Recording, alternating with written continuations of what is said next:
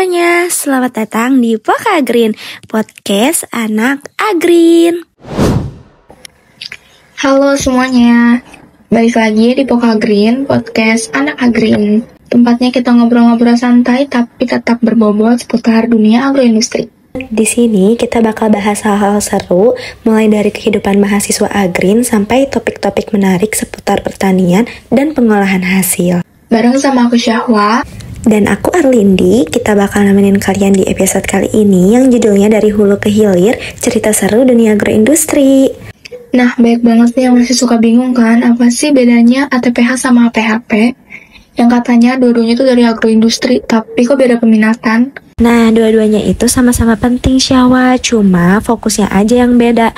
Kalau diibaratin perjalanan makanan nih, anak ATPH itu yang ngurus bahan bakunya dari lahan biar tumbuh subur, sementara anak APHP itu yang ngolah hasilnya biar bisa dikonsumsi dan punya nilai jual yang tinggi. Persis banget, dan hari ini kita juga kedatangan dua tamu keren dari masing-masing peminatan. Ada Teh Nadira dari ATPH dan juga Teh Zulfa dari APHP.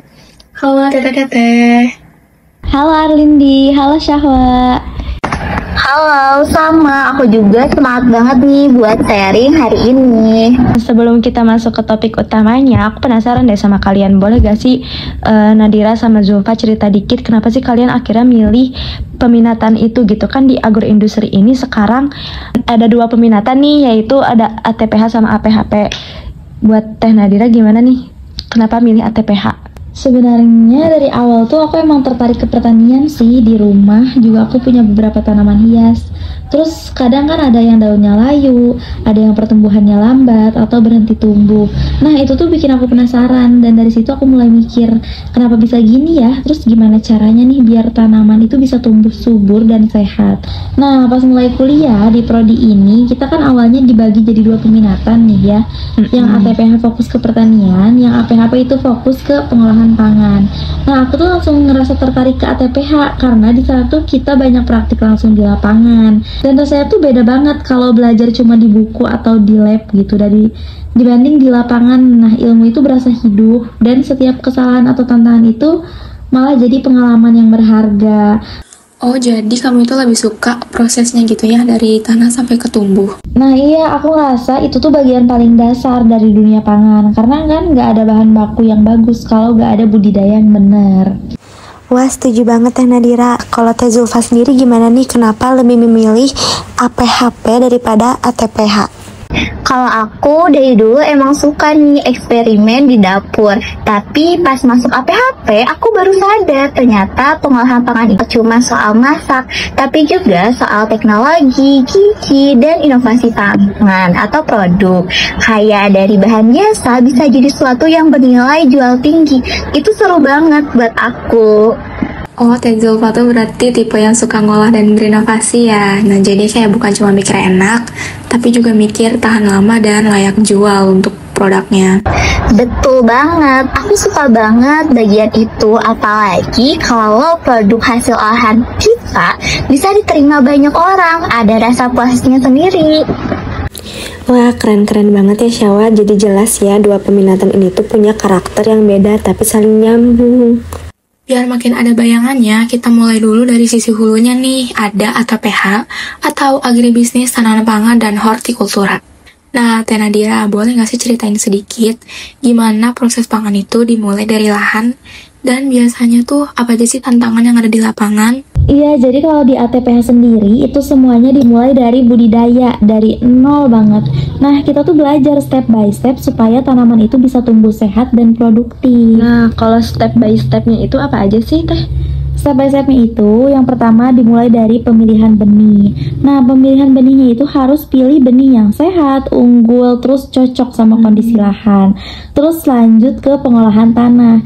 Nah, di pengolahan tanah kita nggak cuma ngebajak atau menggemburkan tanah, tapi juga bikin bedeng supaya tanahnya rapi, akar tanaman bisa berkembang optimal, terus pengairannya juga tepat. Terus selanjutnya ada pengendalian hama. Nah, karena hama itu salah satu tantangan yang paling tricky gitu di lapangan. Nah, itu kenapa tuh hama bisa jadi tantangan yang paling tricky di lapangan? Hama itu jadi tantangan yang paling tricky karena kan setiap kita budidaya itu selalu ada hama. Dan banyak banget gitu hama, kejadian hama tuh banyak banget. Jadi kita tuh harus mengatasi itu tuh dengan pengendalian yang tepat. Selain hama itu kira-kira tantangan apa aja sih yang ada di lapangan? Selain hama tuh ada lagi cuaca yang gak nentu, terus penyakit tanaman yang bisa muncul tiba-tiba, atau kondisi tanah yang kadang kurang subur, bahkan serangan hewan kayak tikus, terus ketersediaan pupuk dan air yang gak selalu pas. Nah, semua itu tuh bikin kita harus kreatif, adaptif, dan rajin observasi setiap hari biar tanaman itu tetap sehat dan produktif. Berarti kerja di lapangan tuh bener-bener harus siap mental ya teh, nggak cuman tentang teori aja. Iya, bener banget. Kadang orang itu cuma lihat hasil ada yang ada di pasar, tapi nggak tahu perjuangan yang ada di baliknya. Padahal setiap sayur atau buah itu hasil kerja keras dan butuh proses yang panjang. Iya banget lagi, misalnya nih kalau misalkan kita mau panen 1 kali tomat aja, prosesnya tuh bisa lebih dari 2 bulan, dan selama itu kita harus jaga kualitasnya biar tetap bagus. Nah, kalau tadi kita udah dengar cerita dari sisi hulunya, sekarang kita geser ke bagian hilirnya nih. Ada APHP atau Agribisnis Pengolahan Hasil Pertanian. Nah, di bagian ini juga penting banget nih Syahwa, karena disinilah hasil panen itu diubah jadi produk yang punya nilai tambah dan bisa bertahan lama. Nah, Teh Zulfa, gimana sih rasanya ngolah hasil pertanian jadi produk yang udah siap jual?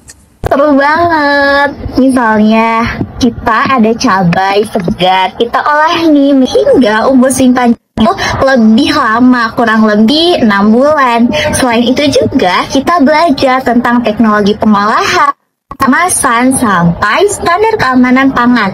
Dan yang bikin seru banget, kita juga ditantang nih buat bikin produk yang inovatif dan kekinian. Wah, jadi bukan cuma belajar teori aja ya Zulfa, tapi langsung praktikumnya juga ya? Iya dong, kita sering praktik nih bikin pape, ragi, sampai minuman fungsional. Jadi ngerasa banget manfaatnya karena ilmu yang dipelajari bisa langsung diterapkan. Berarti APHP itu belajarnya tuh bukan cuma soal rasa ya, tapi ada juga tentang kualitas, gizi, sama ketahanan produk. Betul banget, karena produk yang bagus itu nggak cuma enak, tapi juga aman dan bergizi. Nah, kalau dari kita dengar itu, hulu dan hilir udah kelihatan banget gak sih kayak peran masing-masingnya tuh apa? Tapi kalau misalnya kedua bidang yang dikolaborasi, kayaknya hasilnya bisa lebih keren gak sih? Nah, bener banget Syahwa, kolaborasi antara ATPH dan APHP itu ibarat pasangan yang serasi nih, alias gak bisa jalan sendiri-sendiri. Misalnya ATPH hasilin tomat berkualitas tinggi, di APHP bisa olah jadi saus tomat organik atau sambal kemasan yang punya nilai jual lebih. Yang paling penting juga, pasti semua itu tuh ujung-ujungnya buat satu tujuan, yaitu untuk ngedukung ketahanan pangan yang berkelanjutan. Nah, seru banget ya obrolan hari ini, Teh Zulfa, Teh Nadira. Kita tuh belajar banyak kayak dari lahan sampai produk akhir, yang ternyata tuh semuanya saling nyambung ya di peminatan agroindustri, yaitu ada di ATPH sama APHP. Bener banget nih Syahwa, ATPH dan APHP tuh dua sisi yang saling melengkapi. Yang satu ngurus budidaya, yang satu ngolah hasilnya. Nah, dari sisi ATPH itu kita belajar gimana cara menanam, merawat, dan memastikan si tanaman itu tetap produktif. Dan dari APHP kita belajar gimana hasil itu bisa diolah jadi sebuah produk dengan nilai tinggi, aman, dan disukai banyak orang. Jadi intinya tuh tanpa hulu gak akan ada hilir, dan tanpa hilir hasil hulu itu gak akan sampai ke masyarakat. Jadi semoga teman-teman pendengar bisa makin paham kalau dunia agroindustri itu punya peran besar banget buat masa depan pangan kita. Nah, dan itu dia obrolan kita hari ini di Pokagreen Podcast Anak Agreen. Makasih banget buat Teh Nadira dan Teh Zulfa yang udah mau sharing pengalaman dan semangatnya buat ngenalin peminatan yang ada di agroindustri ini. Sampai ketemu di Pokagreen berikutnya.